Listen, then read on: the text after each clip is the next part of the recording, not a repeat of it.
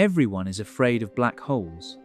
We are taught to fear them as the most terrifying things in the universe, places where physics itself comes to an end behind a door that closes forever. But there is an object that frightens physicists for the opposite reason, and almost nobody talks about it. A black hole hides its strangeness behind a horizon you can never see past. This thing hides nothing. It performs the most impossible physics in the cosmos, out in the open, in full view, broadcasting across thousands of light years for any instrument patient enough to read it. It deforms atoms into needles. It turns empty space into something that bends light, like a crystal. It cracks its own surface and floods an entire galaxy with light brighter than 250,000 years of our sun in a fifth of a second. It is called a magnetar, and the terror of it is not that it ends physics. The terror is that it never stops. Settle in. Subscribe if this is your first time, because by the end of this, you may decide that the scariest thing in the universe was never the black hole. Now, let's slowly slip into this.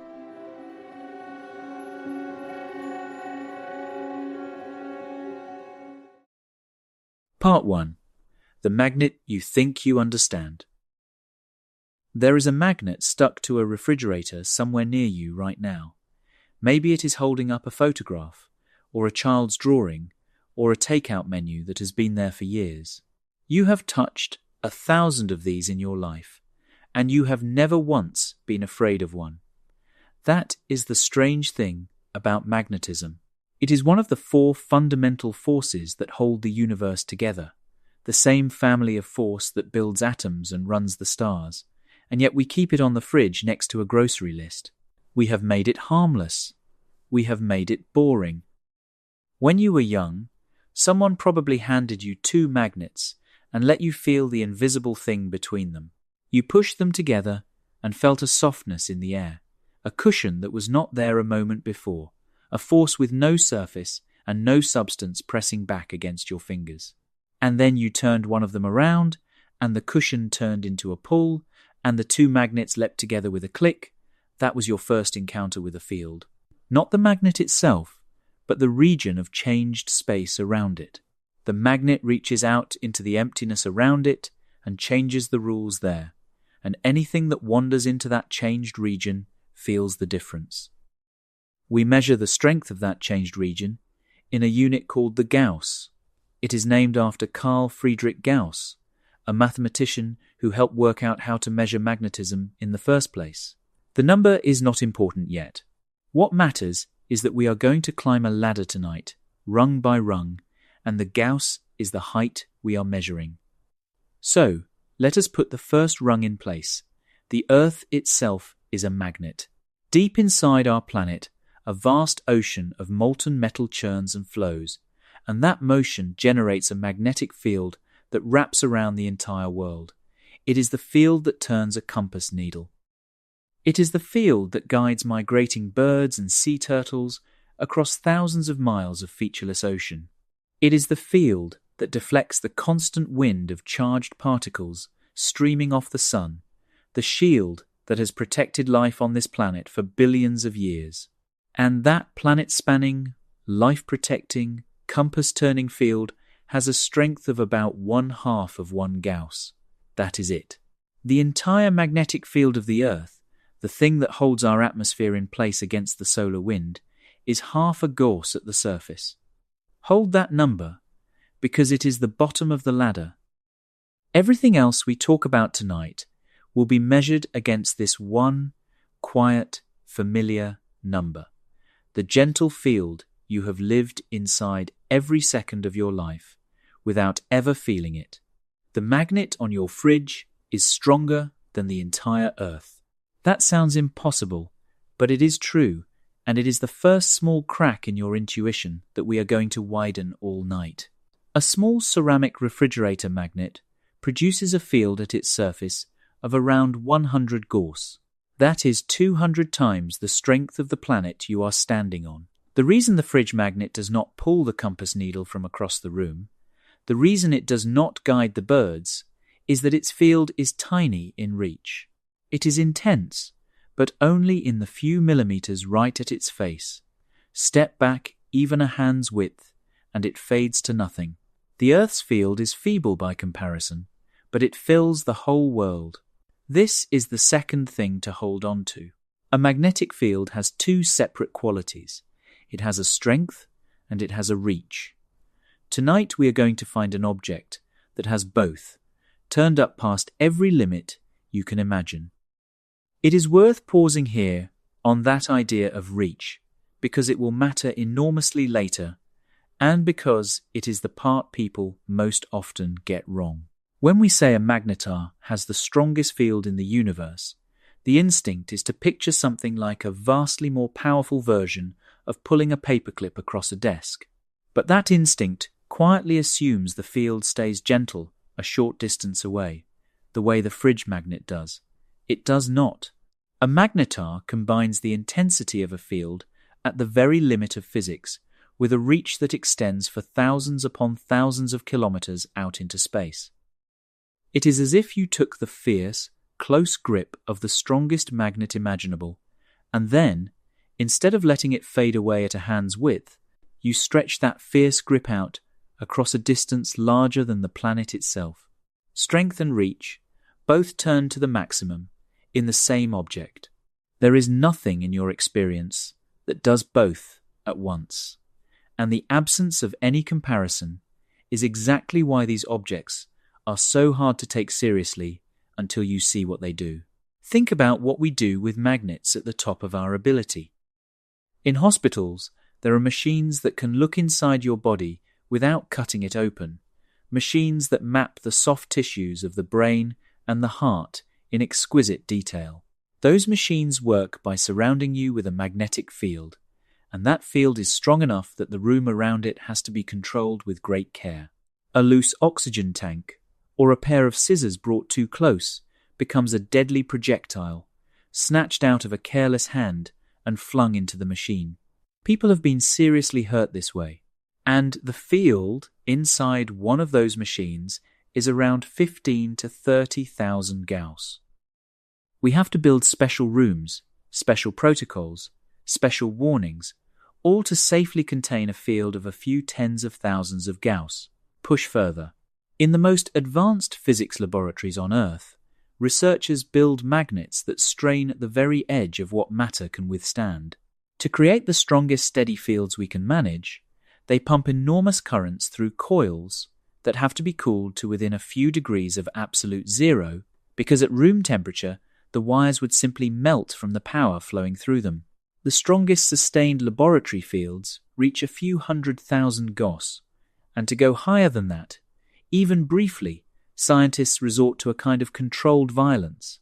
They build magnets designed to produce a field for a fraction of a second and then destroy themselves in the process, the coil literally exploding from the force it generates because the magnetic field tries to tear its own container apart. With these self-destroying machines, we have touched fields of around 1 million Gauss for an instant before the equipment is gone. So here is the ladder so far, and it is worth saying out loud, slowly, because the shape of it matters. The Earth, 0.5 Gauss. A fridge magnet, 100 Gauss. A hospital scanner, tens of thousands of Gauss. The strongest steady magnets humans can build, a few 100,000 Gauss. And our most extreme, one-instant, self-destroying machines, around 1 million Gauss. That is the full range of human experience with magnetism, from the compass to the exploding coil, from 1/2 to 1 million. It feels like an enormous range. It feels like we have explored the whole landscape of what magnetism can be. We have not even started. Everything I have just described, every magnet you have ever touched or heard of or feared, sits crowded together at the very, very bottom of the real ladder.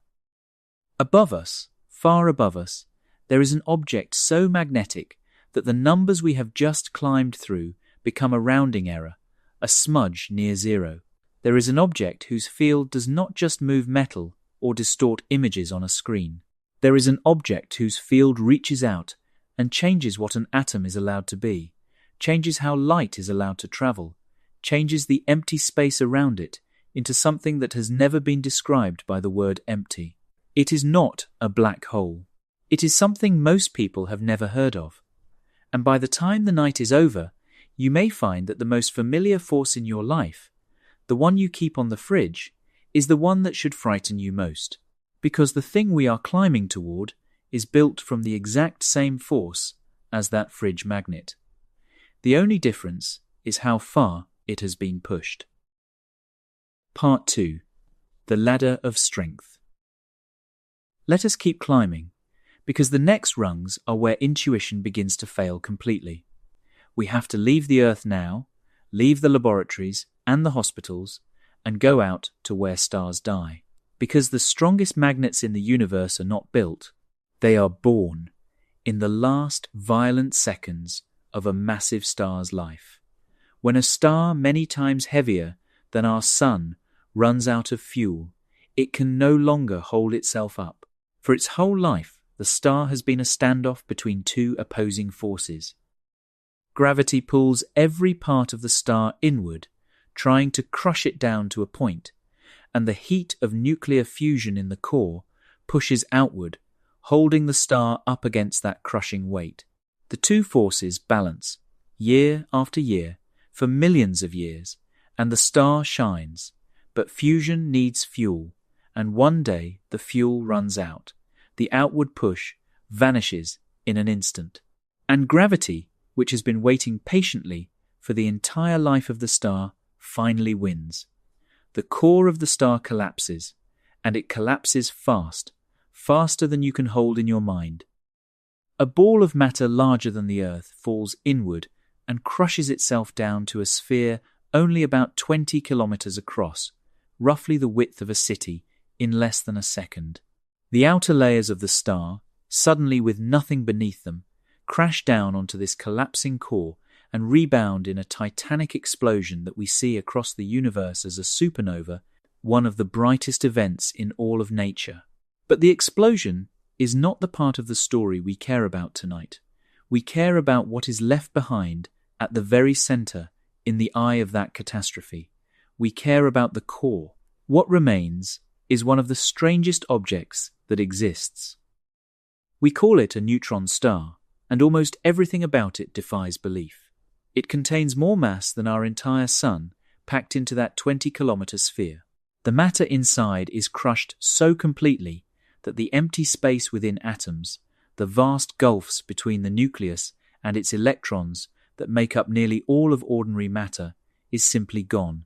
Electrons are forced into the protons, and the whole thing becomes a single, continuous substance of almost pure neutrons, the densest matter that can exist before it would become a black hole. To give that a number you can feel, a single teaspoon of neutron star material would weigh about 1 billion tons here on Earth. A sugar cube of it would outweigh every car, every truck, every ship, every building in a large city combined. That is the substance we are dealing with. That is the canvas on which the magnetic field is going to be painted. Now, when something collapses, it spins faster. You have seen this.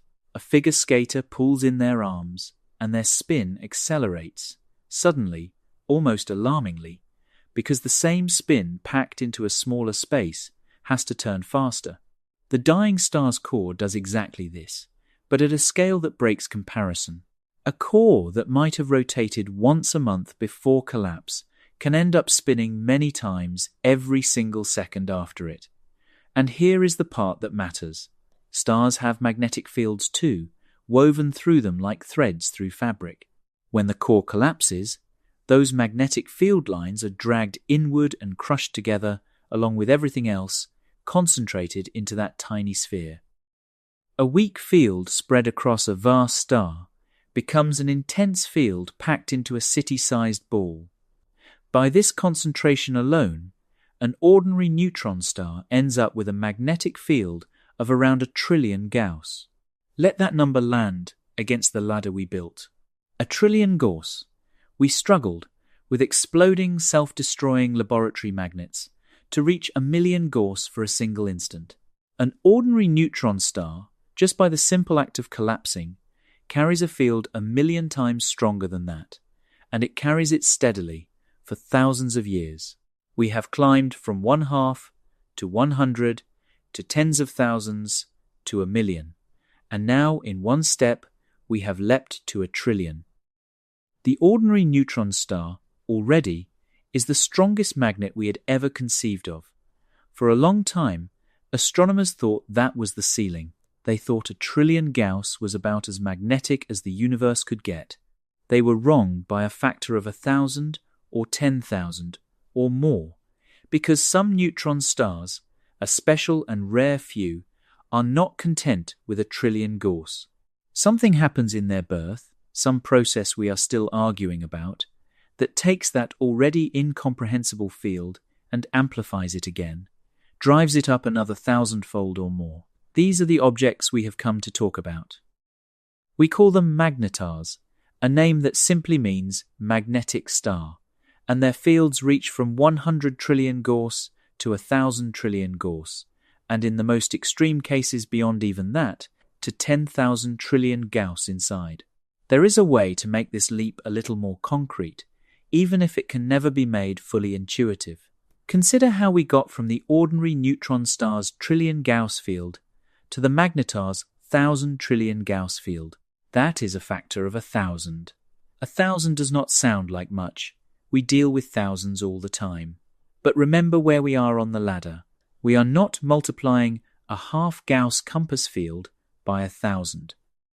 We are multiplying a field that is already the strongest thing we had ever imagined, a field 1,000,000 times beyond our most violent laboratory magnets, and then multiplying that by 1,000 again. Each step on this ladder is not adding to the one before.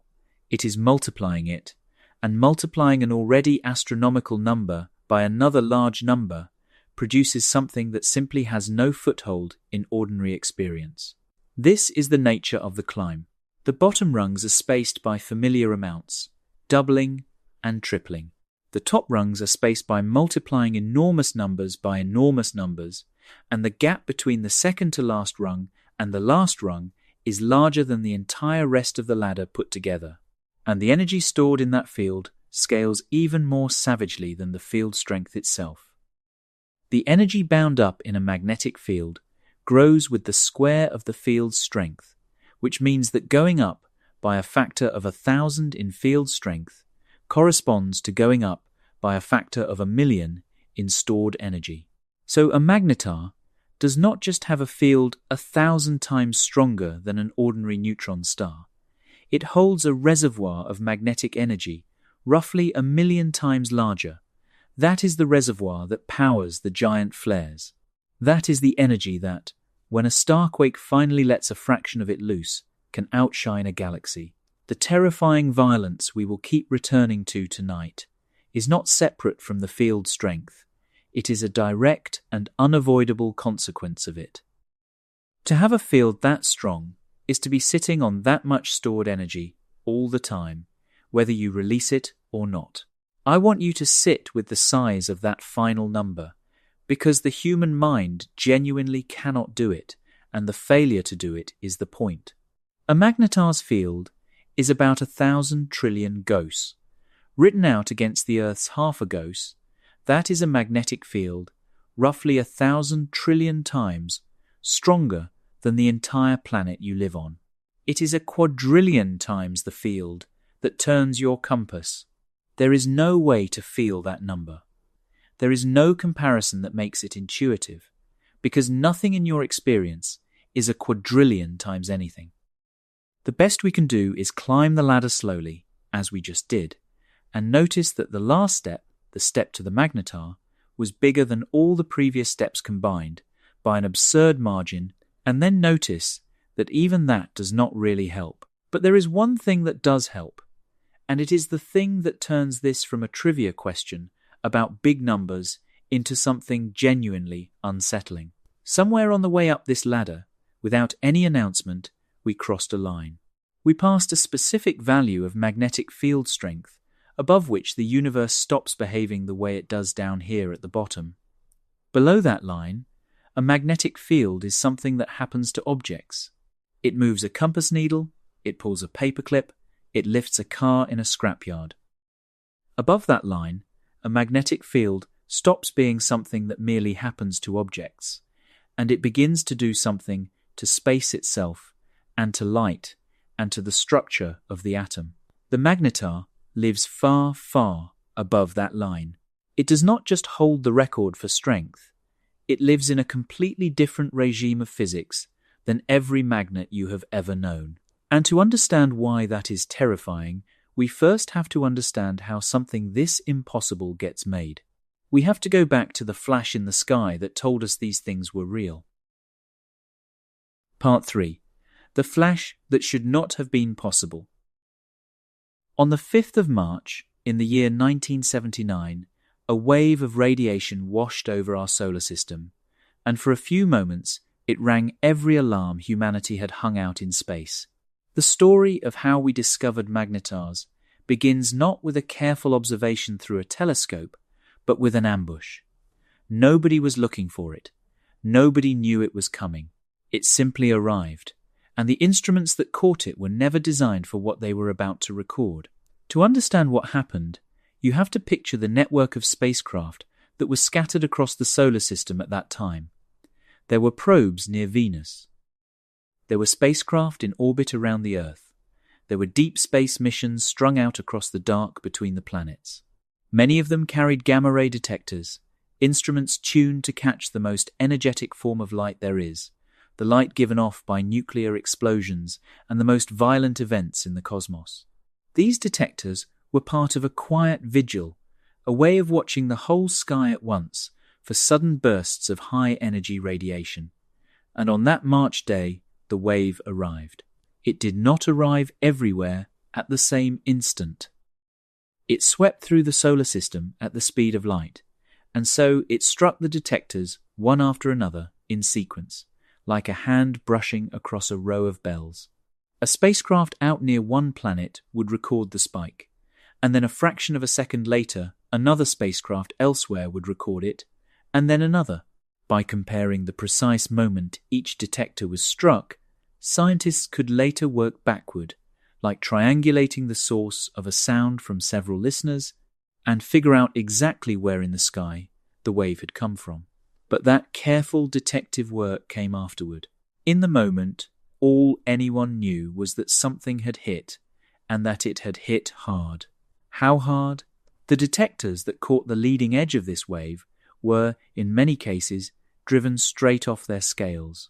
The pulse was over 100 times brighter in gamma rays than any burst that had ever been seen from beyond our solar system.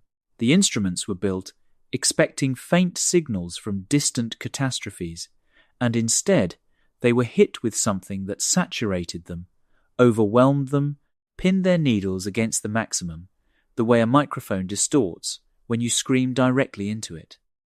For an instant, this single source outshone the combined gamma-ray glow of everything else in the universe that those detectors could see, and then came the detail that turned a violent flash into a genuine mystery. After the initial spike faded, the radiation did not simply vanish. It settled into a slow, fading tail that lasted for minutes, and that tail was pulsing. It brightened and dimmed, with a steady, mechanical rhythm, once every 8 seconds. 8 seconds, precisely, over and over, as the glow died away. That rhythm was a heartbeat. It was the signature of an object spinning, turning some bright region toward us and then away, toward us and then away, every 8 seconds. Whatever had produced this flash was a spinning object, and a fairly slow one, and that single fact would turn out to be a crucial clue. When the scientists finished their triangulation, working out where in the sky the wave had originated, they found something that made the whole event far stranger. The source was not in our galaxy at all. It was traced to a small companion galaxy near our own, called the Large Magellanic Cloud, and specifically to a glowing wreck within it, the expanding debris of a star that had exploded thousands of years earlier. That wreckage sits about 160,000 light-years away from us. Let me make that distance real. The light that carried this flash to our detectors had been traveling for 160,000 years before it arrived. It left its source when our ancestors were still learning to make fire, and it crossed the unimaginable gulf between two galaxies, and it was still bright enough, after all that, to slam our instruments against their limits. This was the problem that broke the existing picture of the universe. For something to be that bright, after crossing that distance, the source had to be releasing a staggering, almost unbelievable amount of energy.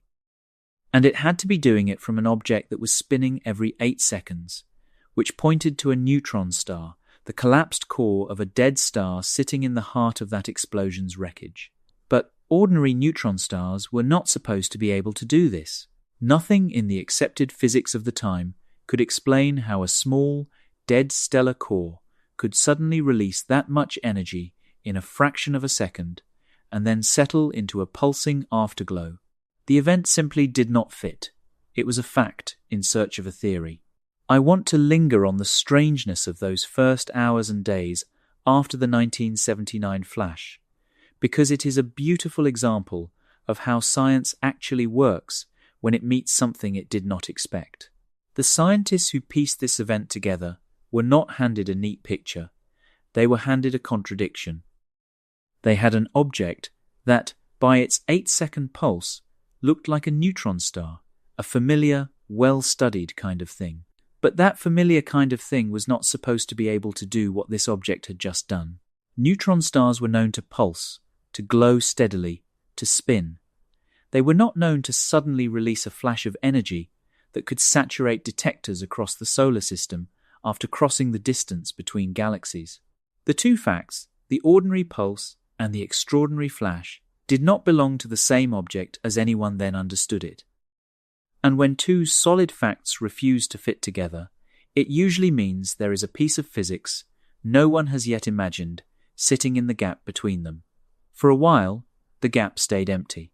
People proposed all sorts of explanations, some involving collisions, some involving exotic matter, some involving processes that turned out not to work when the numbers were checked. The event sat in the literature as an anomaly, a famous puzzle, the kind of thing that gnaws at a field because everyone knows it is important and no one can quite explain it. It had a name among the people who studied it, and it had a reputation. It was the flash that did not fit. And the reason it did not fit, the reason no ordinary neutron star could account for it, was that the missing piece was a magnetic field 1,000 times stronger than anyone had allowed themselves to imagine. The answer was not a new kind of collision or a new kind of matter. The answer was that the simple, known force of magnetism could be cranked up far, far beyond the ceiling everyone had assumed. The theory took years to arrive, and when it did, it came from two scientists named Robert Duncan and Christopher Thompson, working at the start of the 1990s with a closely related idea proposed independently by Bohdan Pajinsky around the same time. They asked a daring question: what if some neutron stars are born with magnetic fields not of 1 trillion Gauss, the ordinary amount, but 1,000 times stronger, a field of around 1,000 trillion Gauss? What would such an object be like? And as they worked through the consequences, they realized that a field that strong would be a reservoir of almost limitless energy, stored not in heat or in motion, but in the magnetic field itself, twisted and knotted through the body of the star.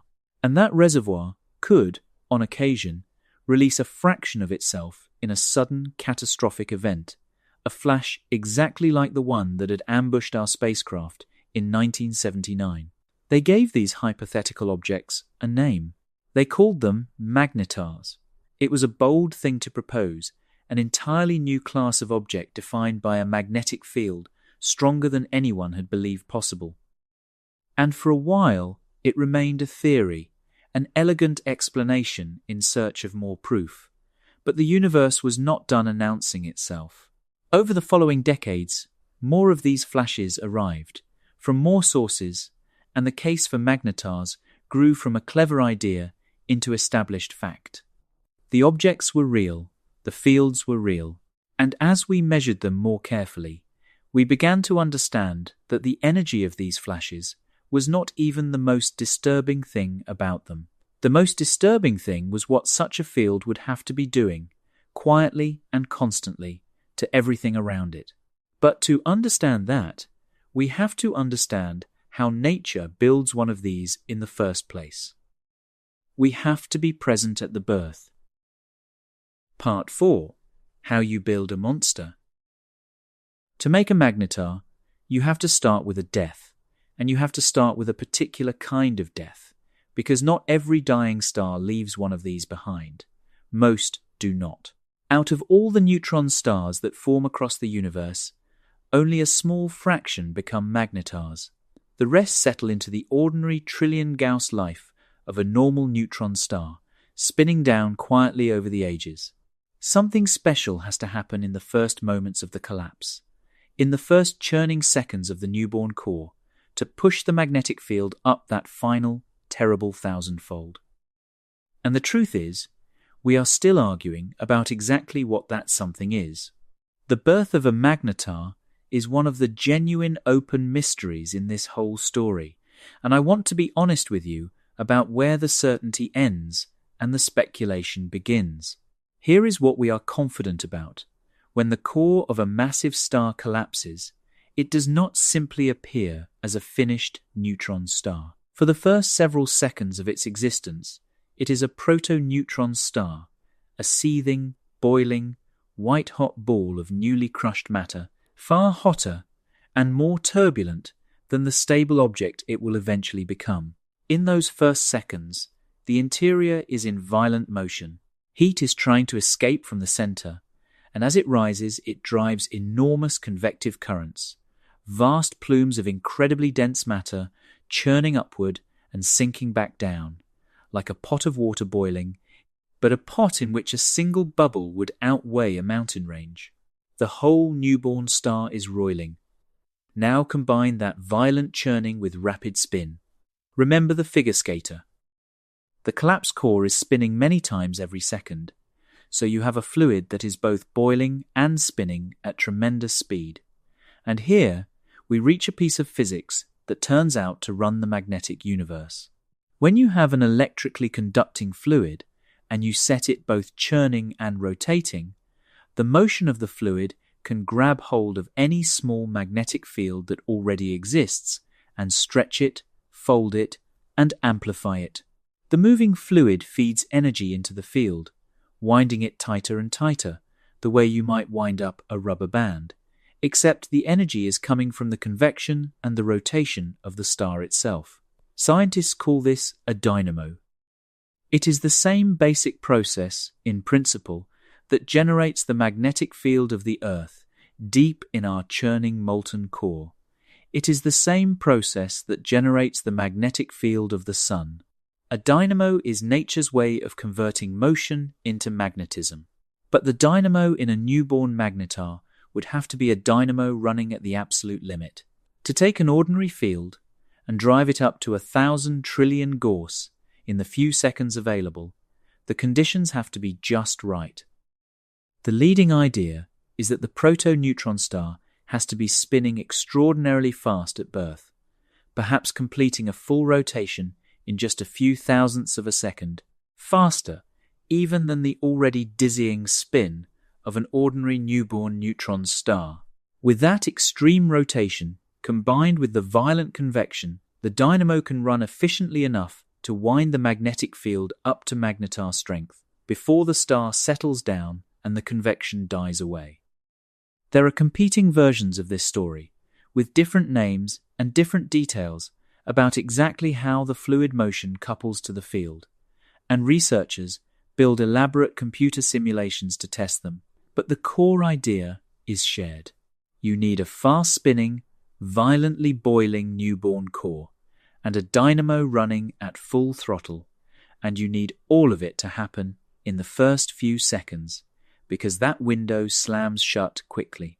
There is a detail in this dynamo picture that I find genuinely beautiful, and it ties the magnetar back to the most ordinary thing imaginable, which is a recurring theme tonight. The same fundamental process that builds the magnetar's monstrous field is the process that gives the Earth its gentle compass-turning field, and the Sun its field, and most magnetized objects in the universe their fields. A dynamo is simply a churning, electrically conducting fluid that converts the energy of its own motion into magnetism. Deep in the Earth, molten metal slowly turns, and the planet gets a half-Gauss field. In the heart of a newborn neutron star, matter denser than an atomic nucleus boils and spins hundreds of times a second, and the same basic process, running at an utterly inhuman scale, produces 1,000 trillion Gauss. It is the same idea, the same physics, scaled up past the point where intuition can follow.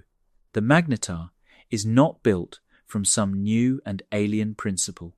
It is built from the same principle that turns your compass, run at the absolute edge of what the universe permits. But the window is brutally short. The convection that drives the dynamo only rages for a few seconds after the core collapses, while the newborn star is still impossibly hot and turbulent. After that, the proto-neutron star cools and settles, the boiling dies down, and the dynamo shuts off. Whatever field has been wound up in those first few seconds is, more or less, the field the star will carry for the rest of its active life. So the entire fate of the object, whether it becomes an ordinary trillion Gauss neutron star or 1,000 trillion Gauss magnetar, is decided in the first few heartbeats of its existence, in a window that slams shut almost as soon as it opens. Everything depends on how fast that core happens to be spinning and how violently it happens to be churning in those first crucial seconds. Get it right, and you have a magnetar. Miss the window, and you have an ordinary neutron star that will never crack its crust or flood a galaxy with gamma rays. This is why magnetars are rare. The conditions are exacting. Most dying stars do not deliver a core spinning fast enough or churning hard enough in exactly the right way to drive the dynamo all the way to magnetar strength. They produce ordinary neutron stars instead. Only when the dice fall a particular way does nature produce one of these extreme objects, and that rarity is reflected in our catalogues. After decades of searching, with X-ray telescopes scanning the sky and alerts firing whenever one of these objects erupts, we have confirmed only around 30 magnetars in and around our entire galaxy. 30. Against the hundreds of billions of stars in the Milky Way, against the vast population of ordinary neutron stars, only about 30 of these magnetic monsters are known. They are among the rarest objects we have ever catalogued, and they are rare in a second way, a way that is just as important. They are rare in time. A magnetar is not a permanent state. The very thing that defines it, that monstrous magnetic field, is also a kind of slow fuse. The field is not free. It is energy stored in the structure of the star, and over time that stored energy leaks out. It powers the X-rays the magnetar constantly emits. It powers the occasional flares, and as it does so, the field gradually decays. Over thousands of years, that 1,000 trillion Gauss field weakens, and the magnetar slowly fades from its extreme phase down toward the ordinary neutron star it will eventually become. The active, dangerous magnetar phase lasts perhaps 10,000 years, which sounds like a long time, but against the billions of years a neutron star will go on existing, 10,000 years is the blink of an eye. We are catching these objects during the briefest, loudest, most violent chapter of a very long and otherwise quiet life. The rarity of these objects, and the brevity of their violent phase, has a strange consequence for what we are able to see. Because a magnetar is only fiercely active for something like 10,000 years out of a lifetime measured in billions, the ones we catch erupting are necessarily young. They are newborns and infants by cosmic standards, found near the still glowing wreckage of the supernovae that created them. One of the youngest we have ever identified appears to be only a few hundred years old, an almost freshly minted object spinning around once every second and a half, carrying a field of hundreds of trillions of Gauss, sitting in a part of the galaxy where its birth explosion would have been a recent event in cosmic terms. To find an object that extreme and that young is to be reminded that we are not watching some ancient, settled feature of the universe. We are watching things that were, in the grand scheme, just born, in the brief and furious opening chapter of their existence. And every so often, these objects surprise us in ways that remind us how little we truly understand them. There are magnetars that show all the violent behavior of the breed, the outbursts, the flares, and yet, when we measure their external field, it comes out lower than the magnetar threshold, suggesting that the field hidden inside them is far stronger than the part we can see from outside, and that the line between a magnetar and an ordinary neutron star may be blurrier than we thought. There is at least one magnetar that appears to be wandering through the galaxy with no obvious wreckage of a supernova nearby to mark where it was born, raising the uncomfortable question of where exactly it came from. Each of these oddities is a small crack in our confidence, a reminder that for all we have learned, the magnetar remains, at its core, an object we are still struggling to fully explain. We know what they do. We are still working out what they are. So picture what we have built here at the top of the ladder. We started with a star many times the mass of the Sun. We let it die, let its core collapse in less than a second into a city-sized sphere denser than an atomic nucleus. We let that newborn core spin hundreds of times a second and boil like a sun-sized cauldron. We let a dynamo seize the magnetic threads inside it and wind them up 1,000-fold past anything we thought possible. And we caught the result in the few thousand years before it begins to fade. What we have, sitting at the center of that ancient explosion's wreckage, is the single most magnetic object in the known universe. And now we have to confront what that field actually does. Because somewhere on our climb up the ladder, we crossed a line, a specific and terrible threshold, and the magnetar lives far above it. It is time to talk about the line. Part 5. The line where physics changes. There is a number in physics that almost nobody outside of physics has ever heard of, and it is one of the most important numbers in this entire story. It marks a threshold, a line drawn across the scale of magnetic field strength, and on either side of that line, the universe behaves according to different rules. Below the line, magnetism is the familiar force you have known your whole life. Above it, magnetism becomes something else entirely. That threshold is called the critical field, or sometimes the quantum critical field, and it sits at a value of about 44 trillion Gauss. Every magnet you have ever encountered, every magnet humans have ever built, every ordinary neutron star sits below this line. Every confirmed magnetar sits above it. That is the whole point. That is what makes a magnetar not just a stronger magnet, but a different kind of object. To understand what crossing that line means, I have to tell you something about empty space that sounds like a contradiction. Empty space is not empty. We call it the vacuum, and we picture it as nothing at all, a perfect void, the absence of everything. But the physics of the very small, the physics of the quantum world, tells us that this picture is wrong. The vacuum is not a still, dead nothing. It is a churning, restless sea. At every point in what we call empty space, pairs of particles are constantly flickering into existence and then vanishing again, appearing and annihilating faster than anything could ever detect them directly. They are called virtual particles, and the most common pair is an electron and its mirror image twin, a positron, popping into being together and then collapsing back into nothing a fraction of an instant later. This is not a metaphor. It is one of the most precisely tested predictions in all of science. The empty space around you, right now, is foaming with these fleeting pairs, an ocean of them, born and dying everywhere, at all times. Down here, at the bottom of the ladder, this seething vacuum has no noticeable effect. The virtual pairs come and go too quickly and too feebly to matter. The vacuum looks, for all practical purposes, like the empty nothing we always imagined. But now bring in a magnetic field and start turning it up.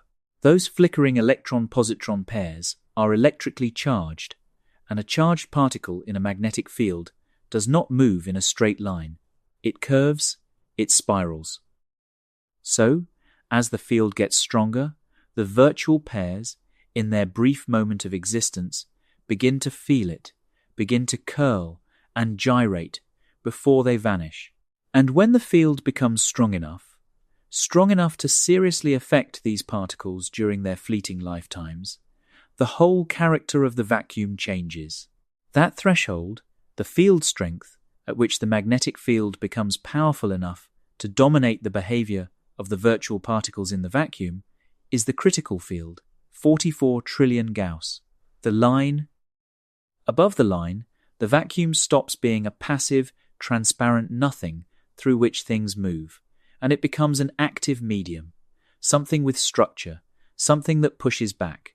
The constant gyration of the virtual pairs in the intense field organizes the empty space into something that has a grain, like wood or like a crystal.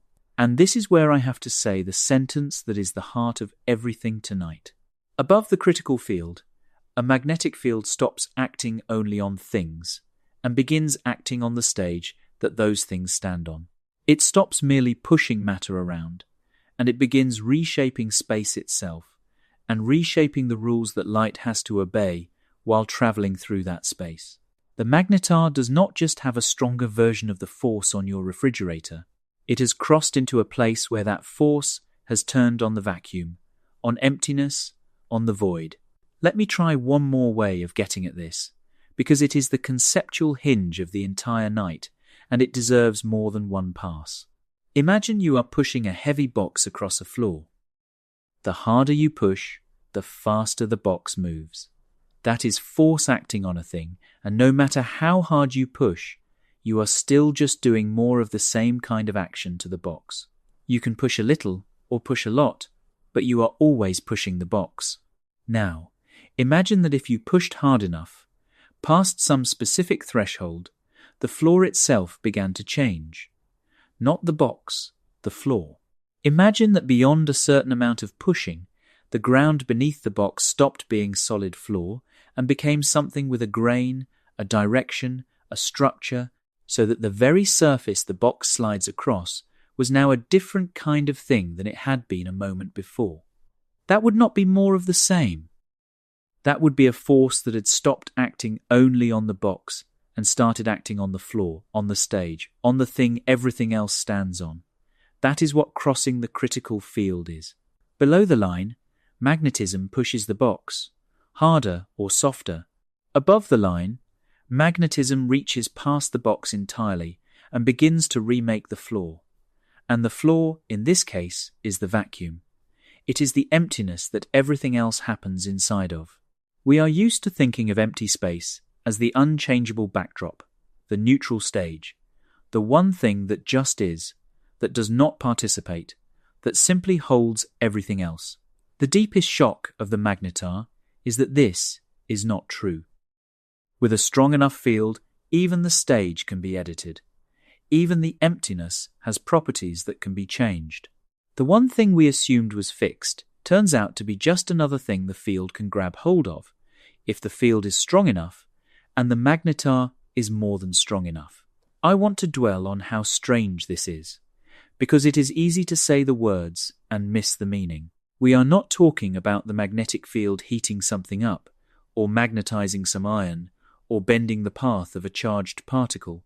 Those are all things a field does to matter. We are talking about the field changing the properties of empty space, in a region where there is no matter at all.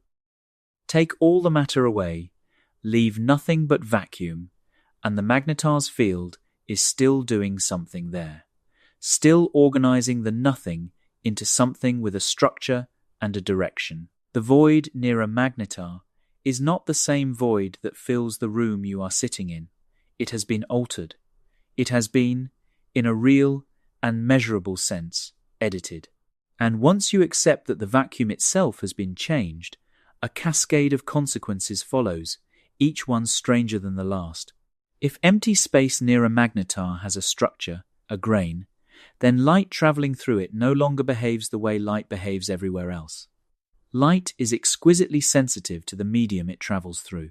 That is why a straw looks bent in a glass of water, why a prism splits sunlight into a rainbow. Light slows and bends and separates depending on the material it passes through. And near a magnetar, the vacuum itself becomes a kind of material, a medium with properties, and light passing through it gets bent and split and reorganized in ways that simply do not happen in the empty space we know. We will come to exactly what that does to light a little later, because we have actually seen it now, with our own instruments, and that is one of the most remarkable parts of the whole story. But first, I want to plant a flag here, at this line, because everything that follows is downstream of it. The reason a magnetar is, as some have put it, scarier than a black hole, the reason it deserves the word terrifying, is not simply that its field is large. Large numbers alone are not frightening. The reason is that the field is large enough to cross this threshold, large enough to reach past matter and lay its hand on the vacuum, on light, on the structure of the atom. A black hole is frightening because it is a place where the physics we know seems to come to an end, hidden away behind a horizon we cannot see past.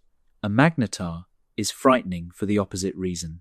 It is a place where the physics we know does not end at all. It keeps going. It marches right past the atom, past the chemical bond, past the emptiness of the vacuum, out in the open, in plain sight, broadcasting itself across the galaxy, and it never stops. We have crossed the line now.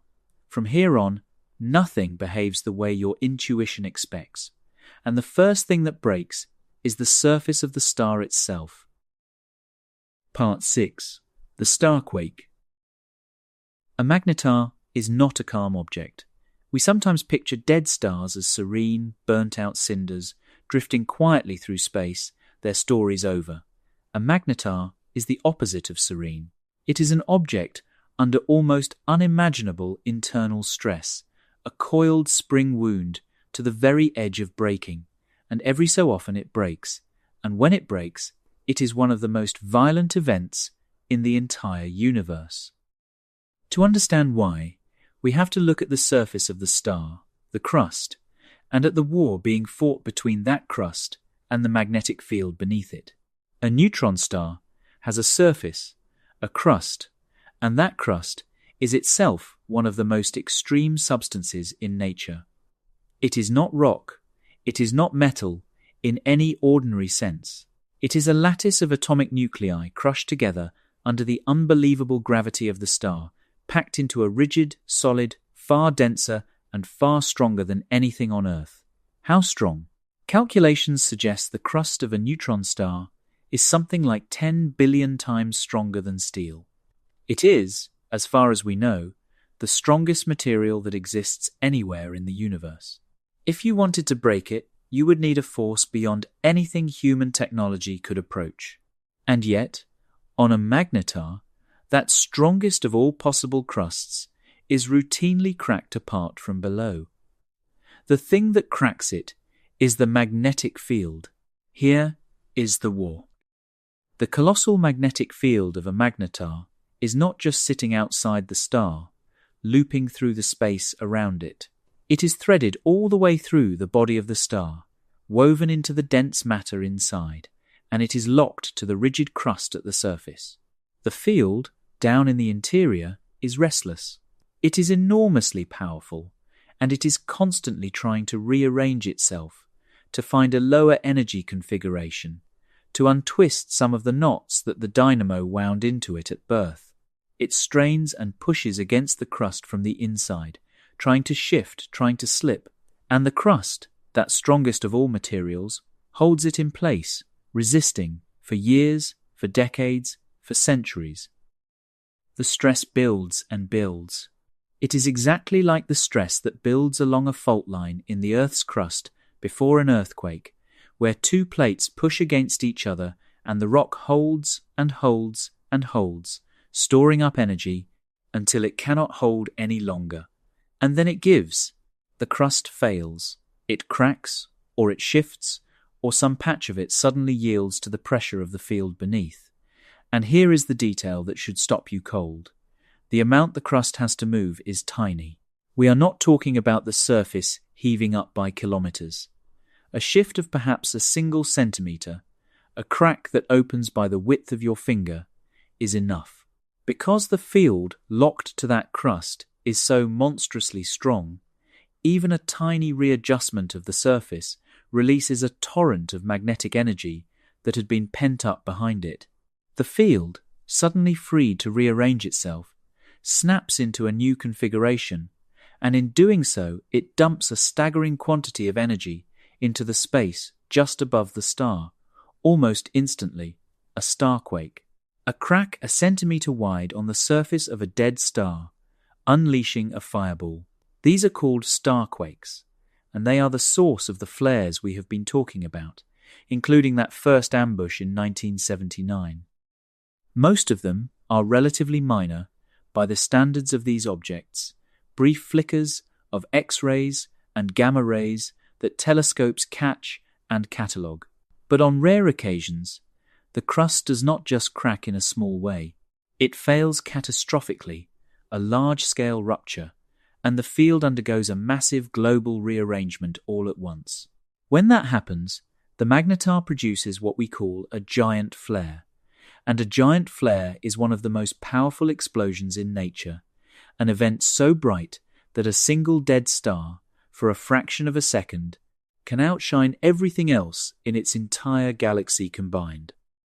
It is worth picturing the scale of the surface where this happens to feel how absurd the numbers are. The crust of a magnetar is perhaps a kilometer thick, wrapped around a sphere only 20 kilometers across, and it is under the relentless pressure of the star's own crushing gravity, a gravity so strong that a mountain on the surface of a neutron star could be no taller than a few millimeters before it would be flattened. This is not a place where things move. The gravity is so extreme, the crust so rigid, that the surface should be the most static, unchanging place imaginable, frozen solid under unimaginable weight. And yet the magnetic field beneath it is strong enough to crack even this, to shift even a surface held down by a gravity hundreds of billions of times stronger than Earth's. When you understand what that crust is up against, gravity that would flatten a mountain to a smear, you begin to grasp what it means that the field can break it anyway. The field is winning a contest against a gravity that beggars description, and the speed of the release is part of the horror. When a fault line on Earth finally slips, the energy escapes over seconds, and the shaking travels outward as waves through the rock over minutes.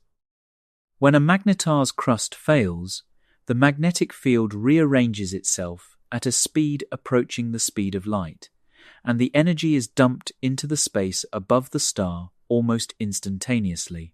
There is no gradual shaking, no slow release. The dam does not crack and leak. It simply vanishes, all at once, and a fraction of a star's worth of stored magnetic energy floods out in less time than it takes to blink. That is why a giant flare can deliver 250,000 years of sunlight in a fifth of a second. The energy was already there, stored and waiting. The starquake just removes, in an instant, the thing that was holding it back. I want you to hold the contradiction in this, because the contradiction is the wonder. The hardest, strongest, most rigid material in the universe is being snapped like a dry twig by an invisible force. And the snapping motion is almost nothing, a centimeter, a finger width, a shrug. And that almost nothing releases more energy than our sun will produce in hundreds of thousands of years. All of that power was just sitting there, silently, the whole time, stored in the twisted geometry of a magnetic field, waiting. The magnetar is not generating that energy in the flare. It is releasing energy it has been holding all along. The flare is just the moment the dam breaks. And this changes how you should think about a magnetar sitting out there in the dark. It is not a static thing. It is not finished. It is a loaded object, a reservoir of magnetic energy under crustal stress, and it is leaking and cracking and occasionally erupting all the time throughout its active life. The flashes we catch are not the magnetar coming to life. They are glimpses of a violence that is always present, mostly hidden, that only occasionally bursts through the surface in a form we can see across the galaxy. And the largest of those bursts, the giant flares, have done something that should make this feel a great deal less abstract and a great deal more personal, because one of them reached across 40,000 light-years of empty space, and it touched the Earth. It touched the air above your head, and almost nobody noticed. Part 7. The night a dead star touched Earth. On the 27th of December, in the year 2004, the most powerful giant flare ever recorded reached the Earth. It came from a magnetar called SGR 1806-20, an object lying near the center of our galaxy, on the far side of the Milky Way from us, at a distance of somewhere between 40 and 50,000 light-years. I want you to feel that distance for a moment, because it is the whole point of what I am about to describe. 40,000 light-years. The light from this flare, travelling at the fastest speed anything can travel, had been racing across our galaxy for 40,000 years before it arrived. It left its source while the last ice age still gripped the Earth, while mammoths walked across Europe, and it crossed almost the entire width of the Milky Way to reach us. And after that journey, after 40,000 years and 40,000 light-years, it was still strong enough to physically affect our planet. Picture the moment of release. On the surface of that distant magnetar, a giant starquake. The crust ruptures on a massive scale, and the field tears itself into a new configuration, and in roughly 0.2 of a second, 1/5 of 1 second, the object releases an amount of energy that is genuinely difficult to write down in a way that means anything. The figure is about 2 × 10⁻46 ergs. That number is empty without a comparison. So here is the comparison that physicists use, and it is the one I want you to carry. In that 1/5 of a second, the magnetar released as much energy as our sun pours out in about 250,000 years. Take everything the sun will radiate over 250,000 years of steady shining and compress all of it into 1/5 of 1 second. That is the giant flare from a single object, 20 kilometers across. On the other side of the galaxy, now follow that flash across the 40,000 light-years to here. Across that distance, the energy spreads out, thins, fades, as all light does over distance. By the time it reaches us, it is a vanishingly small fraction of what was released. And yet, when the wavefront swept over the Earth on that December day, it struck the side of our planet facing the source, and it reached down into the upper atmosphere, into the layer we call the ionosphere, the high, thin region where the air is charged by sunlight and where many of our radio signals bounce, and it compressed it. It physically pushed on the ionosphere, ionizing the air, altering its structure in a way that our instruments clearly detected. A magnetar on the far side of the galaxy reached across 40,000 light-years and changed the air above the heads of everyone on the daylit half of the planet. Almost nobody felt a thing. Nobody looked up and saw anything. There was no flash in the sky visible to the eye, no sound, no sensation. People went about their day, drove to work, made their coffee, completely unaware that the atmosphere 200 kilometers above them had just been disturbed by the death spasm of a star that had been dead for longer than there have been human civilizations. The only witnesses were the satellites that flinched, their detectors recording the spike, and the careful scientists who later pieced together what had happened. It is one of the strangest facts in this whole subject. The most powerful eruption ever recorded reached out and touched our world, and the world never noticed. There is a particular kind of vertigo in that fact, and I want to give it room, because it is easy to read past it as just another impressive statistic. The energy released in that fifth of a second, the equivalent of 250,000 years of sunshine, came out of an object you could drive across in 20 minutes if it had roads. 20 kilometers, the width of a modest city. Everything that energy did, the saturating of satellites, the compressing of our ionosphere from 40,000 light-years away, came from a sphere smaller than the city you might live in, sitting on the far side of the galaxy. It is the concentration that breaks the mind, even more than the total. We are used to enormous energies being spread across enormous things. The sun is vast, and it takes 250,000 years to produce that much energy precisely because it is so large and works so slowly. The magnetar took the same output and released it from a tiny point all at once in a fraction of a second. The same energy, the same number, but compressed in size and in time until it became one of the most violent events the universe has to offer. And it is worth dwelling, too, on the quiet, on the ground. While our satellites were flinching, while the upper atmosphere was being reshaped, the surface of the Earth carried on in complete ignorance. There was no warning. There could not have been a warning, because the flash arrived at the speed of light, which means it arrived at the same instant as any possible signal that it was coming. By the time the first detector registered the spike, the entire event was already washing over us. If a magnetar's giant flare were ever aimed at us from close range, we would have exactly zero notice, not because we are not watching, but because nothing travels faster than the warning to give us time to react. The flash and the news of the flash are the same thing, arriving together. That is a strange and humbling property of living in a universe with a speed limit. The most powerful events simply arrive, fully formed, with no herald. And this was not even the first time. 6 years earlier, in August of 1998, a different magnetar, an object called SGR 1900 plus 14, lying about 20,000 light-years away, had produced its own giant flare. That one struck the Earth on the night side, in darkness, and it did something remarkable. It ionized the upper atmosphere of the night side of the Earth to the levels you would normally only see during the day, when the sun is directly charging the air. For a few minutes, in the middle of the night, the magnetar lit up our atmosphere as if a second sun had risen, not visibly, but in the charged structure of the ionosphere, detectable in the way it bent and modulated long-wavelength radio signals.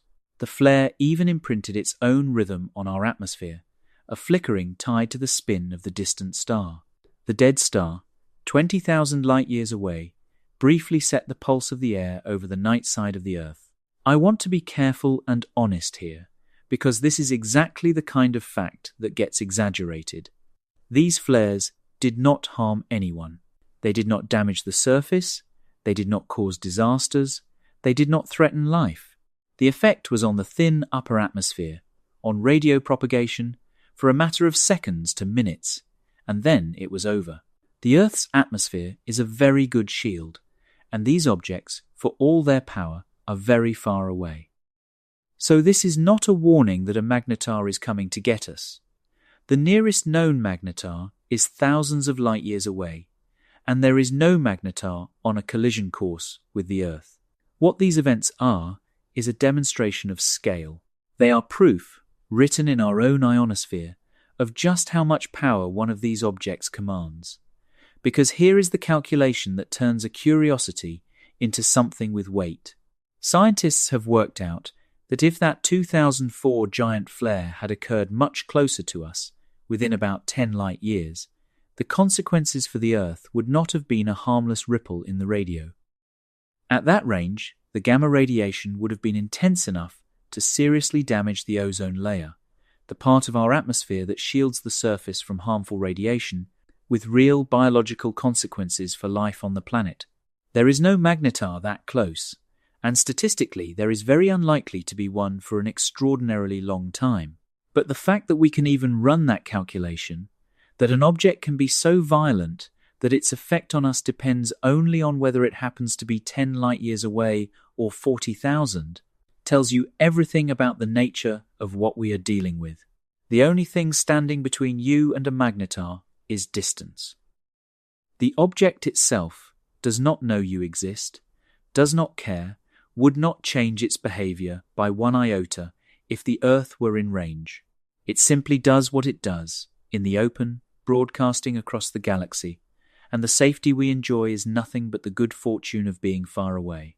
When astronomers ran the numbers on how close such an event would have to be to genuinely threaten life on Earth, they arrived at a figure that puts the whole thing in a sobering perspective. A giant flare like the one in 2004 would need to occur within roughly 10 light-years of us to do real biological damage, stripping away enough of the ozone layer to expose the surface to harmful radiation. 10 light-years is a tiny distance by galactic standards, and there is no magnetar anywhere near that close. The nearest are thousands of light-years away, and the odds of one appearing in our immediate neighborhood are vanishingly small over any timescale that matters to us. But the fact that the calculation even comes out that way, that the difference between a harmless ripple in our radio and a planetary catastrophe is simply a matter of whether the object is 10 light-years away or 40,000, tells you something permanent about the nature of these things. They are not dangerous because they are aimed at us or because they are coming for us. They are dangerous in the way a force of nature is dangerous, indifferent and absolute, and the only thing that has ever protected us from them is the sheer, fortunate emptiness of the space between the stars. That is the magnetar at a distance, reaching across the galaxy with its giant flares. But the flares are the loud, rare, dramatic events. To really understand why this object earns the word terrifying, we have to do something uncomfortable. We have to stop keeping our distance. We have to imagine being close. And when we do, we discover that the flare is not the thing that would kill you. Something far quieter, far stranger, and far more intimate would have finished you long before any flare went off. Part 8. What it would do to you. Let us do something the universe will mercifully never allow. Let us approach a magnetar.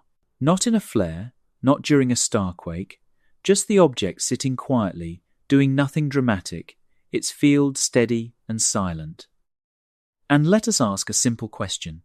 How close could a human being get to a magnetar before the magnetic field alone, with no flare, no radiation burst, nothing but the steady field, killed them?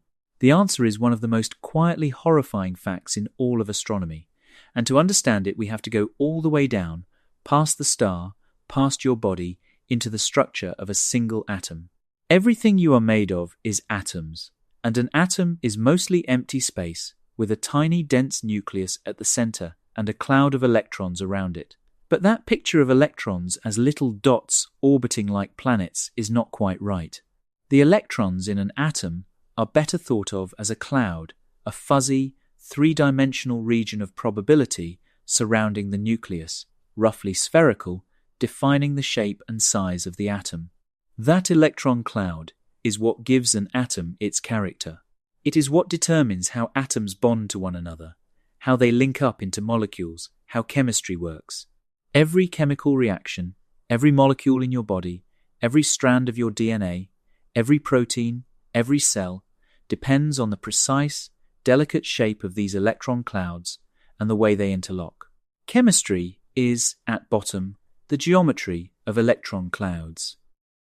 And that geometry depends on a balance of forces inside the atom, the electrical pull of the nucleus holding the electrons in their roughly spherical arrangement. Now introduce a magnetic field and start turning it up. We already know that charged particles in a magnetic field do not move freely. They are forced into curving, spiraling paths wound around the direction of the field. The electrons in an atom are charged, and so as the field grows, it begins to compete with the nucleus for control of the electron cloud's shape. At ordinary field strengths, even the strongest we can make, the nucleus wins easily and the cloud stays spherical. The field is a negligible nudge. But as we climb toward magnetar strength, the competition tips. The magnetic field becomes comparable to, and then far stronger than, the forces holding the atom in its natural shape. And the electron cloud begins to deform. It does not just shrink, it changes shape profoundly. The magnetic field squeezes the electron cloud inward in the two directions across the field, while leaving it free along the direction of the field. The roughly spherical atom is compressed into a long, thin needle, a cylinder, stretched out along the field lines and crushed inward from the sides. In a field of magnetar strength, around 1,000 trillion Gauss, the calculations say that a simple hydrogen atom would be squeezed to something like 200 times narrower than its normal width, deformed into a thin filament utterly unlike the atom we know. And here is the consequence that matters. An atom deformed into a needle can no longer do chemistry. The delicate interlocking of electron clouds that lets atoms bond into molecules cannot happen when the clouds have been crushed into thin cylinders. The bonds that hold molecules together fail. The geometry that all of biology depends on is destroyed. So now we can answer the question, how close could you get? The answer is that the magnetic field of a magnetar would be lethal to a human being from a distance of about 1,000 kilometers, not because of heat, not because of a flare, not because of radiation in the way we usually mean it, but because, at that distance, the field becomes strong enough to begin deforming the atoms of your body, distorting the electron clouds, breaking the chemistry that keeps you alive. The molecules of your body would simply stop being able to function as molecules. Your biochemistry, every reaction in every cell, all of it depends on the natural shape of atoms, and that shape would be taken away from you. It helps to be precise about why this is so different from the dangers we instinctively understand. Every threat your body is built to recognize is a threat of force or energy applied from outside. Heat is energy pouring into your tissues faster than they can shed it. A blow is force concentrated on one part of you. Radiation sickness is energetic particles tearing through your cells and breaking the molecules inside them. In all of these, your atoms remain atoms. It is the arrangement of those atoms, the cells and tissues, that is damaged. The magnetar's field does something with no precedent in any of that. It does not pour energy into you or strike you or tear through you. It reaches into each individual atom and changes the atom's shape.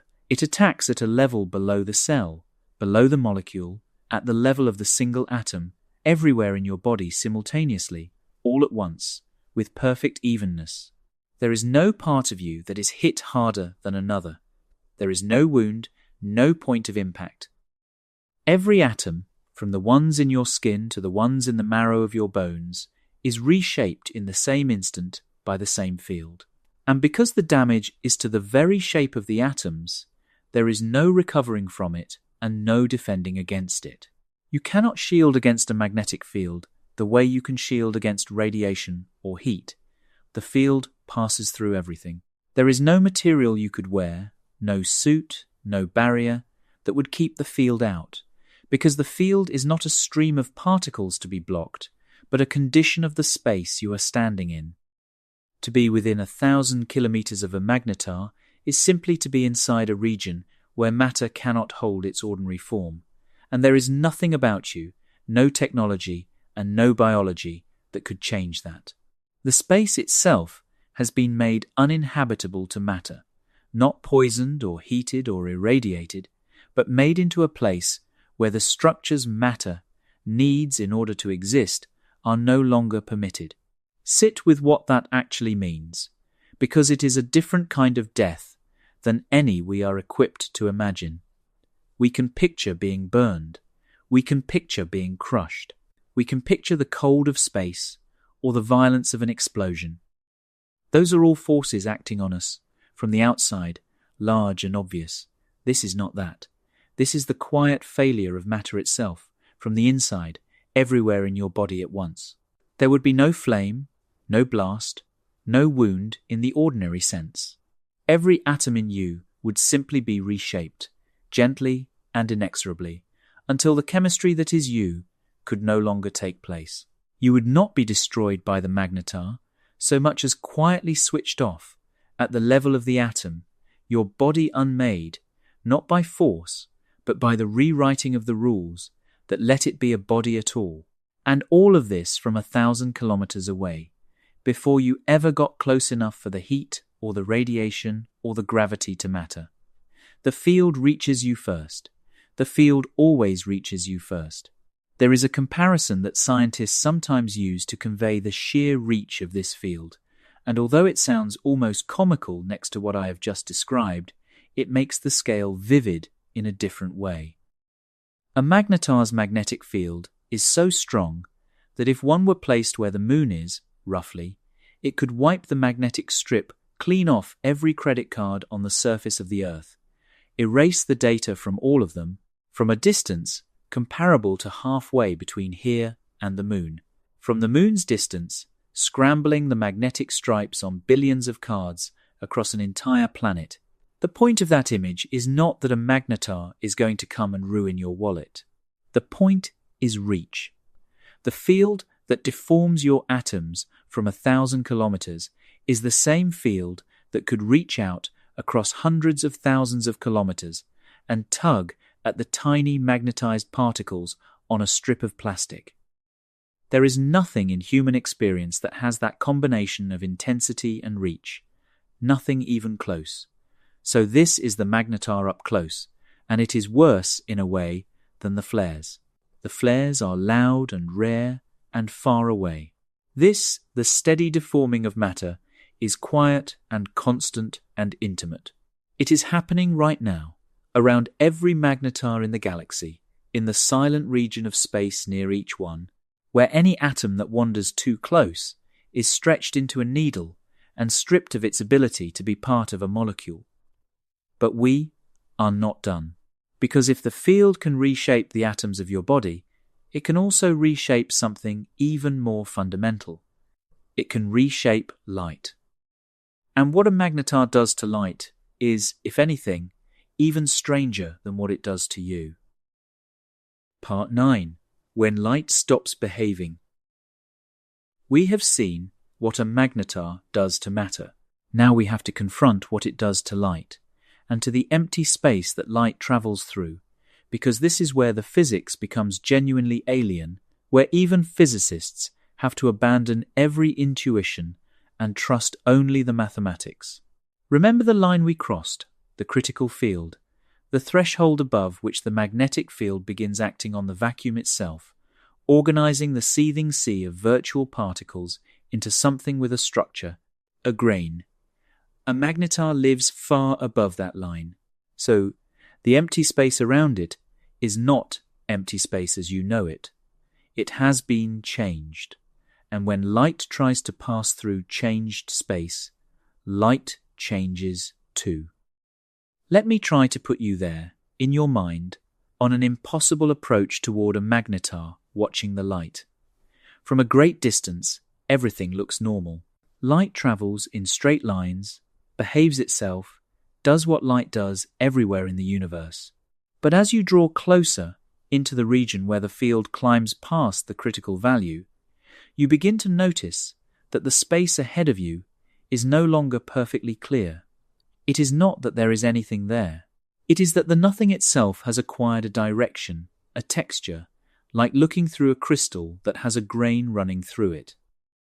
The vacuum has become birefringent, a word that means it bends light differently depending on the orientation of the light. The same empty space now treats light travelling one way differently from light travelling another way, the way certain crystals on Earth split a single beam into two. Except here there is no crystal. There is only vacuum, only nothing, and the nothing is doing the splitting. Push closer still, and stranger things begin. In the space you know, two beams of light pass straight through one another without the slightest interaction. Light does not collide with light. But in the extreme field near a magnetar, the rules loosen. A single particle of light, a photon, travelling through this altered vacuum, can split into two.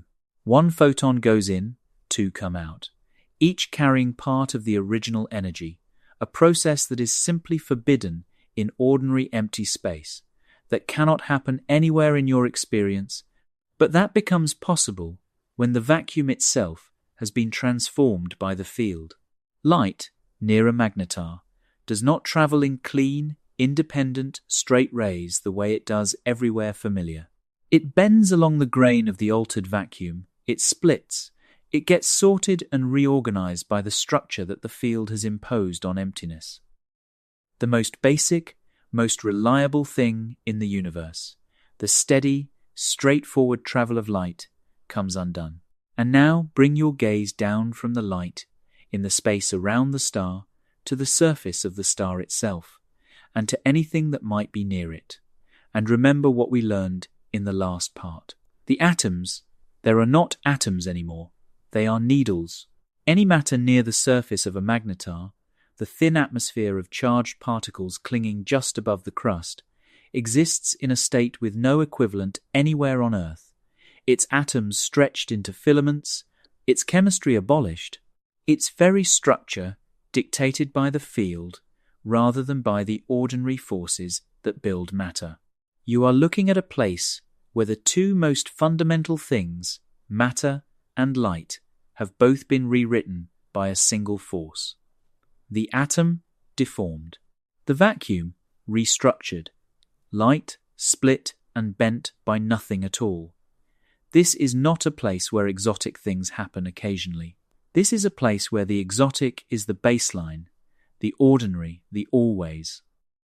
I find that the hardest part to hold in the mind is not the violence of the flares, dramatic as they are. It is this quiet, constant, total transformation of reality in the region around the star. Even when the magnetar is doing nothing, even when there is no flare, no starquake, no eruption, the field is still there, still above the critical line, still holding the vacuum in its altered state, still deforming every atom and splitting every photon that comes near. It does not rest. The strangeness is not an event. It is a permanent condition of the space around these objects, a bubble of rewritten physics that travels with the magnetar wherever it goes, silent and absolute. There is something worth saying about how we even know any of this, given that no human will ever go and check. Everything I have just described, the birefringent vacuum, the splitting photons, the needle-shaped atoms, comes from a theory called quantum electrodynamics, which describes how light and matter and the vacuum interact. It is not a vague or speculative theory. It is, by some measures, the most precisely tested theory in the entire history of science, confirmed in laboratory experiments to a staggering number of decimal places, agreeing with measurement to a degree of accuracy that has no equal anywhere else in physics. When this theory makes a prediction, it has earned the right to be taken seriously. And this theory says, unambiguously, that in a field above the critical value, the vacuum must become birefringent, light must be able to split, and atoms must be deformed into needles. The mathematics does not offer this as a possibility, it insists on it. So we found ourselves in a strange position. Our most trusted theory was telling us that empty space in a strong enough field would behave like a crystal, and we had no way to produce a field that strong to check. We could test the theory exhaustively in every regime we could reach in the laboratory, and it passed every test, and then it pointed out toward the magnetars and said, "Out there, where you cannot go, the vacuum is doing something you have never seen." For a long time, that was an uncomfortable place to be. A prediction you believe but cannot confirm sits like an itch at the back of a science. You trust the theory, but trust is not the same as seeing. And the field needed was so far beyond anything achievable on Earth that it seemed we might simply have to take the universe's word for it forever. For most of the time since these ideas were first worked out, all of this lived only in the mathematics. The deforming of atoms, the splitting of photons, and especially that strange prediction that the vacuum near a magnetar should become birefringent, should split light the way a crystal does. These were consequences that fell out of our best theory of how light and matter and the vacuum interact, a theory called quantum electrodynamics that is in many other respects the most precisely tested theory in all of science. The theory said the vacuum should behave this way in a strong enough field. But 44 trillion Gauss is not a field we can make. It is 1,000 times beyond our most violent, self-destroying laboratory magnets. So how could we ever check? How could we ever know whether the empty space near a magnetar truly behaves like a crystal, or whether that was just a beautiful equation that nature, in practice, declined to obey? For decades, vacuum birefringence remained a prediction on paper, untested, perhaps untestable, one of those places where our theory ran far ahead of our ability to confirm it. And then, very recently, we found a way to look. And what we saw is one of the most quietly astonishing results in modern physics. Part 10. We finally saw it. The way we confirmed that the vacuum near a magnetar truly bends light, the way we reached out across thousands of light years and measured the structure of altered empty space, came from a small space telescope and a property of light called polarization. To understand the triumph, you need to understand polarization, and it is simpler than it sounds.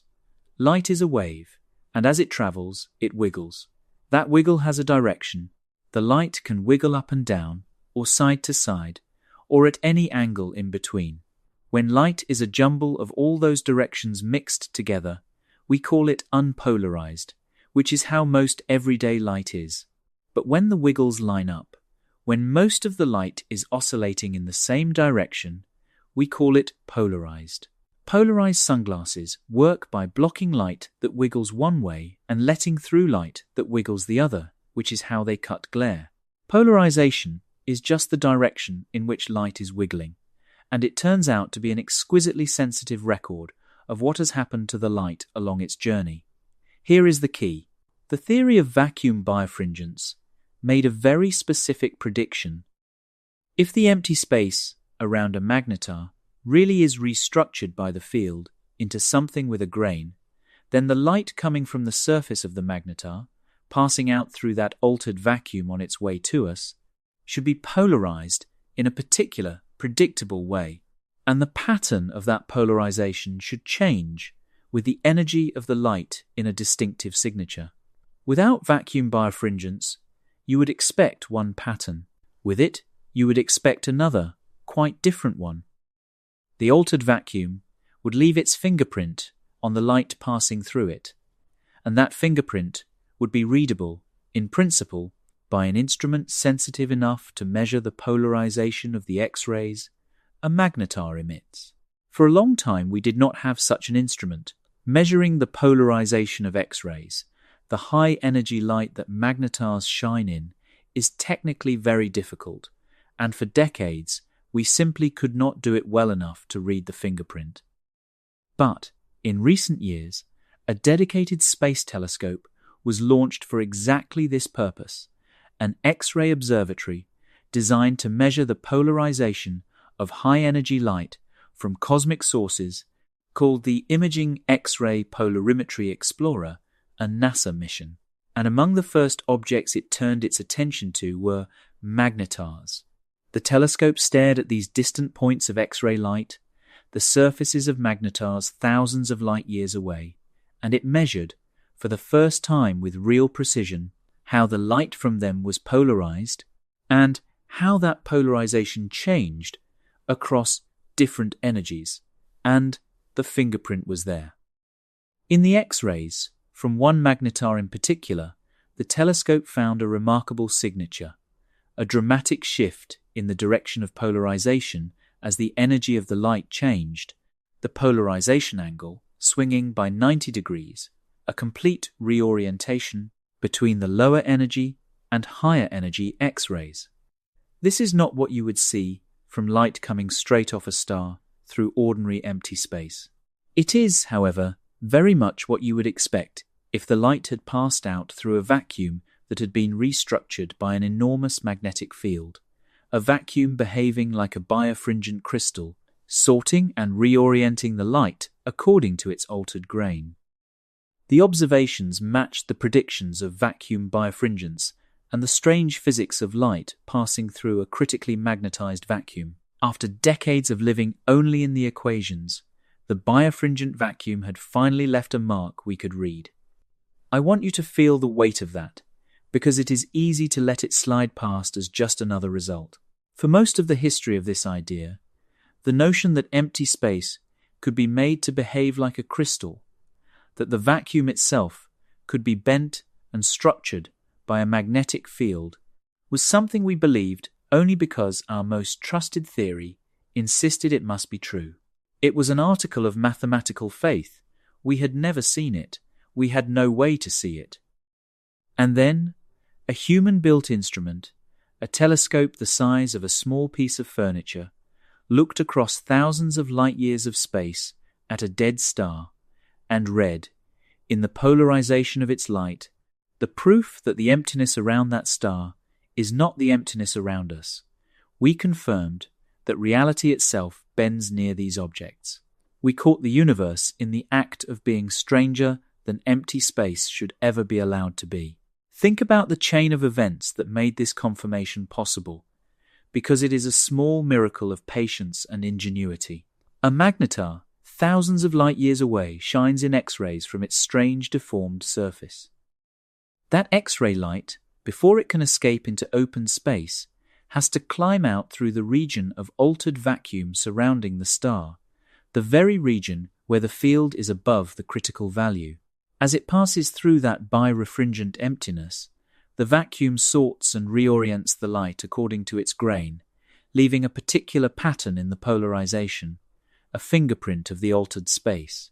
Then the light flies, for thousands of years, across the galaxy, carrying that fingerprint intact, until a tiny fraction of it happens to fall on a telescope orbiting a small blue planet, an instrument built by a species that had worked out, from pure mathematics, exactly what pattern to look for. And the pattern was there, waiting in the light, exactly as predicted. The vacuum had signed its work, and we had learned to read the signature.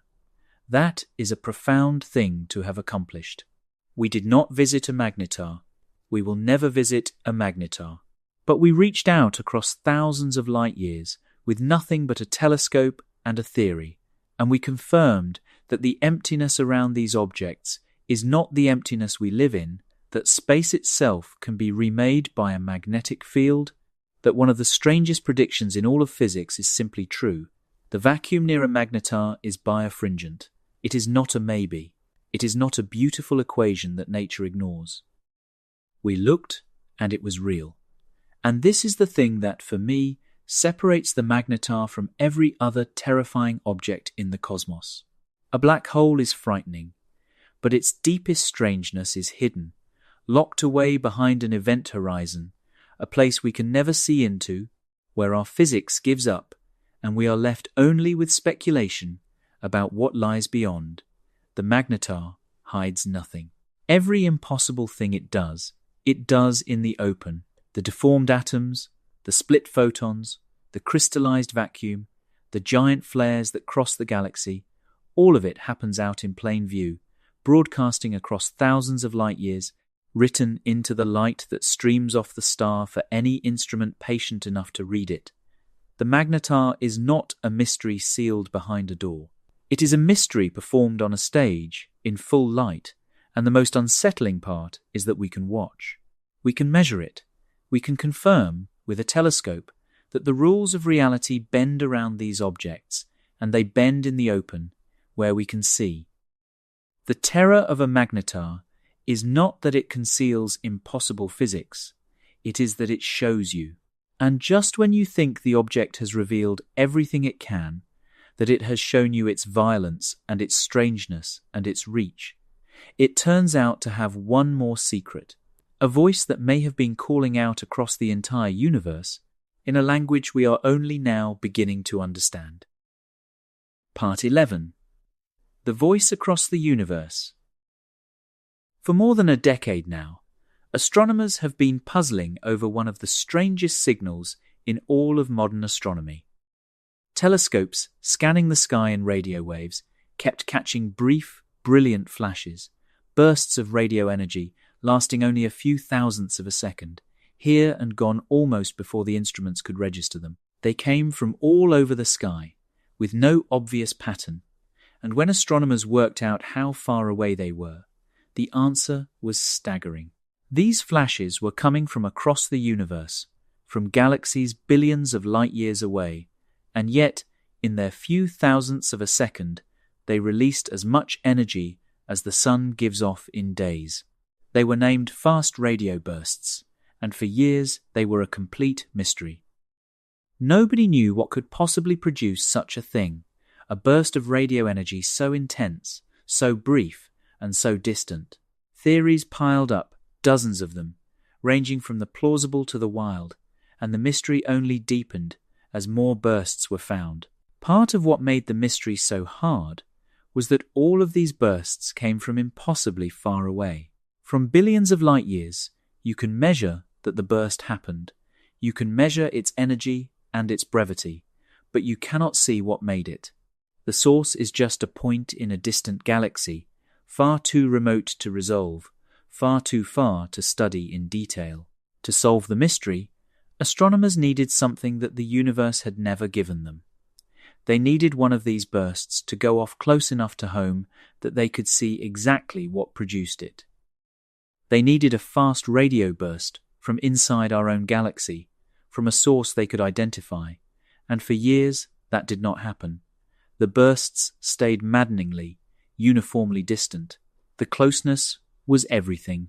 30,000 light-years is, by the standards of these radio bursts, practically next door. The others had come from millions and billions of light-years away, from other galaxies entirely. 30,000 light-years is inside our own galaxy, within the Milky Way, in a region we can study, around a source we can identify and watch. It is the difference between hearing a sound from across an ocean and hearing it from the next room. For the first time, astronomers could connect the brief, brilliant flash of a fast radio burst to a specific, known, named object, and watch that object before and after, and confirm beyond reasonable doubt what had produced the burst. The mystery that had resisted explanation for years cracked open the moment one of these flashes finally went off close enough to home for us to see its source clearly. Then, in April of 2020, it finally happened. A fast radio burst went off inside the Milky Way. And when astronomers traced it to its source, with two separate instruments catching it independently and pinning down where it came from, they found something that connected this entire mystery back to the object we have spent the whole night with. The burst came from a magnetar. Specifically, it came from a magnetar called SGR 1935 plus 2154, lying about 30,000 light-years away within our own galaxy. For the first time ever, a fast radio burst had been caught coming from inside the Milky Way, and for the first time ever, one had been tied to a known object, and that object was one of these magnetic monsters. This was a landmark, a genuine breakthrough, because it answered, at least in part, one of the great open questions in astronomy. At least some of those mysterious flashes lighting up the sky from billions of light-years away, those fast radio bursts that had baffled astronomers for years, are produced by magnetars, the same kind of object that cracks its own crust in starquakes, that floods the galaxy with gamma rays in giant flares, that deforms atoms and crystallizes the vacuum, can also, it turns out, produce these brilliant, fleeting shouts of radio energy that we detect across cosmic distances. The The magnetar was not just a local curiosity, a rare object in our own galaxy. It was, potentially, a source of one of the most widespread and mysterious signals in the entire universe, going off in galaxies billions of light years away, all along, and we simply had not known what was making them until one finally spoke up close enough for us to hear it clearly. Think about what that means for the scale of these objects in the cosmic story. We began the night with a magnet on a refrigerator. We climbed a ladder to an object so rare that only about 30 are known in our entire galaxy. And now we find that this same rare object may be responsible for flashes of radio light that wash over the universe from every direction, from the most distant galaxies, in numbers far greater than the handful we have catalogued nearby. The magnetar turns out not to be a footnote in the story of the cosmos. It turns out to be a recurring character, one whose voice has been reaching us from across the universe for as long as we have had the instruments to listen, a voice we only just learned to recognize. The 30 we know in our galaxy are the nearby examples of something that is happening constantly, everywhere, out to the very edges of what we can observe. Remember the line I asked you to hold on to, back when we crossed the critical field. A force that stops acting on things and begins acting on the stage that those things stand on. When I first said it, I meant it narrowly. I meant that the field had grown strong enough to stop merely pushing matter around and to start reshaping the local vacuum, the small region of space right around the star. But the stage is larger than that. The stage is not just the few thousand kilometers of altered vacuum hugging the magnetar's surface. The stage is the galaxy that the giant flares reach across. The stage is the universe that the fast radio bursts traverse, billions of light years of it, lit up by these objects again and again. The magnetar does not just rewrite the small patch of space immediately around it. It reaches out, in gamma rays and in radio, across the entire cosmic stage that we all share, and it touches us, here, on a small planet, in our ionosphere and in our radio telescopes. It acts on the stage, and we are standing on the same stage, watching. There is something almost intimate in that, once you sit with it. These objects are unimaginably distant, unimaginably alien, deadly from 1,000 kilometers, capable of unmaking your atoms and bending the vacuum and outshining a galaxy. And yet they are not separated from us by any wall. There is no horizon hiding them, no veil we cannot see past. The same light, the same radio, the same physics connects their region of space to ours, across all that distance in the open. A magnetar that cracked its crust 30,000 years ago sent a shout of radio energy that arrived at our telescopes in our own lifetimes, and we recognized it, and we understood, a little, what had spoken. We are not cut off from these objects. We share a stage with them, and that brings us, at last, back to the question we started with, the one printed on the thumbnail that brought you here, the question of whether this thing, this magnetar, is truly scarier than a black hole. Part 12. Scarier than a black hole. We have come a long way up the ladder. We started with a compass needle and a magnet on a refrigerator, the gentlest and most familiar of forces, half a Gauss, 100 Gauss, a thing you have never once feared. And we climbed, rung by rung, through the hospital scanners and the self-destroying laboratory magnets, out to the dead stars, up past 1,000,000,000,000 Gauss, up past the critical line where the vacuum itself comes alive, all the way to the magnetar at the top, 1,000,000,000,000,000 Gauss, a quadrillion times the Earth, the most magnetic object that exists. And along the way, we watched the most familiar force in your life turn into something that cracks the strongest material in the universe, that reaches across the galaxy to touch the air above your head, that deforms the atoms of your body from 1,000 kilometers away, that bends and splits light by acting on empty space, that shouts across billions of light years in flashes we are only now learning to read. The question is whether all of that adds up to something scarier than a black hole. And I think, after tonight, the answer is more interesting than a simple yes. A black hole is the most famous, frightening object in the universe, and its fear is the fear of an ending. A black hole is a place where, as far as we can tell, the physics we understand simply stops. Cross the event horizon, the point of no return, and you are gone from our universe, cut off forever. And what happens to you beyond that boundary is something our theories cannot fully describe. At the very center lurks a singularity, a place where our equations break down completely and give nonsense answers, infinities that signal the failure of the theory itself. The terror of a black hole is the terror of the unknown and the unknowable, of a door that closes behind you, of a region of reality permanently hidden from us, behind a horizon we can never see through. It frightens us because it is a wall, an edge, a place where knowledge ends. The magnetar frightens us in exactly the opposite way, and that is what makes it, to my mind, the stranger and more unsettling object. The magnetar does not hide anything. There is no horizon, no veil, no door that closes. Everything it does, every impossible thing, it does in the open, in full light, broadcasting across the galaxy for anyone with the right instrument to see. And the physics around a magnetar does not stop. That is the whole horror of it. It keeps going. The rules you learned, the comfortable rules of magnets and atoms and light and empty space, do not come to a tidy end at some boundary. They simply keep being pushed, further and further past anything your intuition can survive, out where atoms become needles and the vacuum becomes a crystal, and light splits in two, and a centimetre-wide crack outshines 250,000 years of sunlight.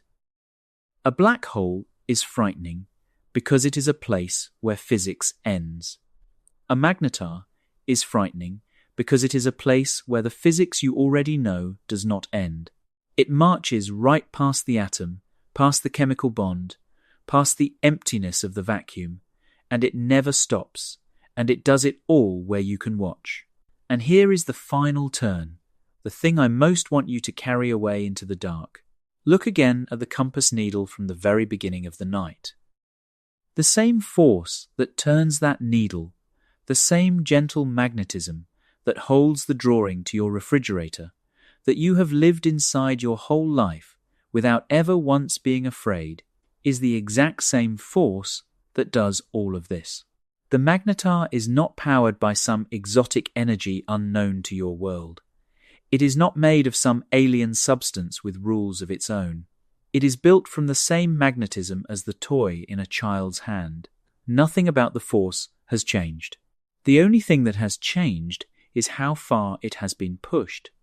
And that is the most unsettling lesson of all, far more unsettling than any number of Gauss. The terror of the magnetar is not that it is alien to you. The terror is that it is familiar. It is the ordinary made monstrous, the gentle force from the fridge turned up and up and up until it deforms reality, and the only reason it does not deform you is the distance, the simple, fragile, accidental fact of distance. Before we get to that final question, I want to gather the whole journey into a single image, because the shape of tonight matters as much as any one fact in it. We began with the gentlest thing, a needle that turns to point north, a toy that clings to a fridge, a force so mild and so familiar that we hand it to children. And we asked only one question, over and over, at each rung of the ladder. What happens if we push this same force a little further? Not a different force. Not some exotic new physics.